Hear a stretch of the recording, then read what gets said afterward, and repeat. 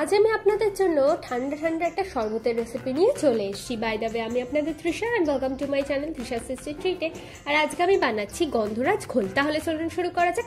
এই গন্ধরাজ ঘোলের জন্য আমি প্রথমে 500 গ্রাম টক দই নিচ্ছি। এবার টক দইটাকে আমি ভালো করে ফেটিয়ে নেব। এটা কিন্তু আপনারা মিক্সিতেও করতে পারেন, কিন্তু আমি আপনাদের দেখানোর জন্য এইভাবে করছি। এবার এর মধ্যে আমি 4 থেকে 5 চামচ দেবো চিনি, দিচ্ছি এর মধ্যে স্বাদ মতো নুন, স্বাদ মতো বিট নুন, হাফ চামচ গোলমরিচের গুঁড়ো, হাফ চামচ জিরে গুঁড়ো, অল্প একটু গন্ধরাজ লেবুর জেস্ট, আর দিচ্ছি গন্ধরাজ লেবুর রস। এবার এই সব কিছুকে আমি খুব ভালো করে মিশিয়ে নেব। দেখুন আমাদের এটা ভালো করে মেশানো হয়ে গেছে। এবার আমি এর মধ্যে দিচ্ছি ঠান্ডা জল। এখানে আপনারা বরফও দিতে পারেন আপনাদের পছন্দ অনুযায়ী। এবার আবার ভালো করে মিশিয়ে নিলেই কিন্তু আমাদের গন্ধরাজ লেবুর ঘোল একদম রেডি। চলুন এবার এটাকে আমরা সার্ভ করে নেব।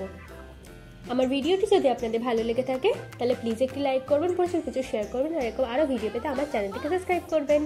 টাটা।